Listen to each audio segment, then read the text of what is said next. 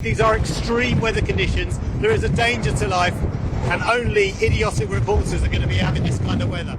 This is BBC World News. I'm Paul Hawkins. Our top stories. Let's go to our reporter Paul Hawkins, who's outside. Let's get more from our reporter Paul Hawkins. This is the Libération. This is a left-wing newspaper. It says, thanks, yeah, because the French went out to mobilise in their democracy and mobilise against the extreme right. So a lot of people voting for Emmanuel Macron yesterday because he wasn't Marine Le Pen, not because he was Emmanuel Macron. Trust has gone, and a lot of people, when they heard him saying last night that I will listen to you for the next 5 years, I'm going to really listen to you and be a president that unites and heals, well, a lot of people in France were saying we heard that 5 years ago. It's the culmination of a process of what the French call de-diabolisation, which means the de-demonisation of Marine Le Pen. She's scaled back her policies, no longer talking about leaving the European Union or leaving the euro. She talks about reforming from within the European Union. Areas like this, just behind the beach,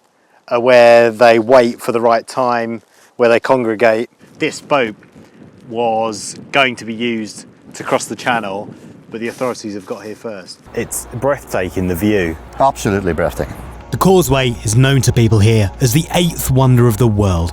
It's part of Northern Ireland's identity. I would class myself as Northern Irish. Yeah. So, you know, people can take from that what they want. The guy talks about what's on the screen, how much it weighs, where it's come from, and then everyone bids. I better be careful putting my hand up in case I accidentally buy a cow. Quick word on Brexit for GB News. With every single bang of a drum, it's like they're saying, we are British, we are British, and they won't have that identity taken away from them.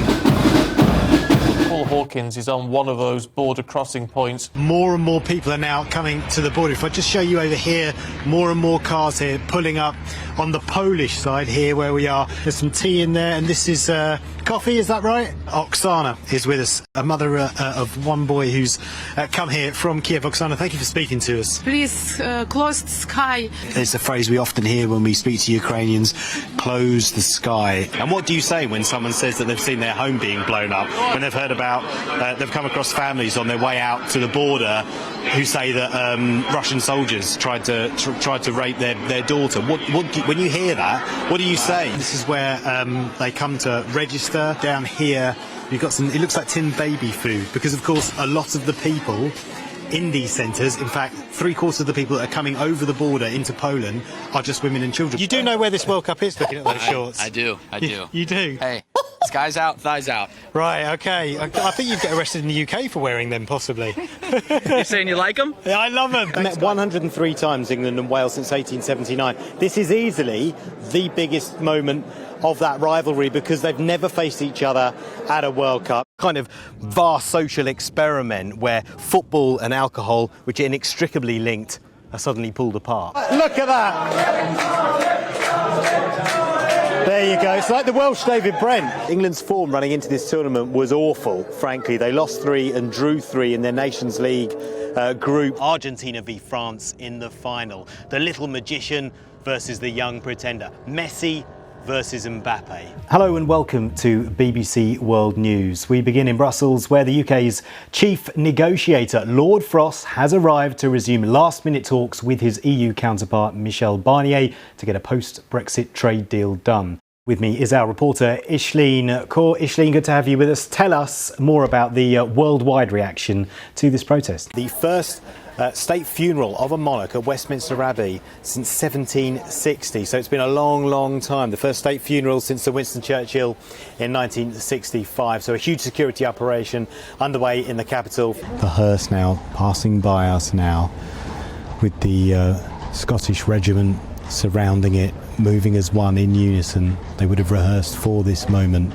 Paul, good to see you. What's happening there today? Probably the biggest thing to talk about is Volodymyr Zelensky's video address to the G7 leaders. He made a list of demands. We're in that weird position where the Prime Minister can't rely on his own party because there's that significant backbench rebellion threat. So Labour are going to vote with the government to put through these measures. Are we going to hear some real concrete policy proposals from Labour soon with detail? Yes. Grow the economy, reboot the economy. The problem with tax cuts is they're only good for taxpayers. So that wouldn't help the pensioners, 45% of who are on a state pension. Next January, that's going to be almost half their pension will go on energy bills, and it won't help the millions who don't even pay any tax. Well, keeping taxes low is vitally important for growing our economy. So there are 9 million mortgages in the UK. 3/4 of them are on fixed rate terms, so they're not going to see a change in their monthly mortgage repayment straight away. But if you're on a standard rate variable mortgage, say it's £250,000 over 25 years, you're looking at an increase in your monthly mortgage payments of £74 a month. We are expecting the Prime Minister to appear in around about a couple of minutes, I'm being told, so we will cross to East London for that speech when it begins. In the meantime, just very quickly, Tom, if we just get a word from you on industrial action, do you think that he'll talk about changing the law to make it harder? Well, this has been one of the big promises, but we're yet to hear that detail. OK, Tom, I'm going to have to interrupt you there because the Prime Minister is about to tell us what he wants to do in 2023. Let's have a listen in. Are we likely to get a deal on Northern Ireland this week? I think I'll have to leave that to the Prime Minister and others to talk about. We could have a TV channel for cats as well, called we could. GB Muse. Awful. OK, right. It's harder than it looks.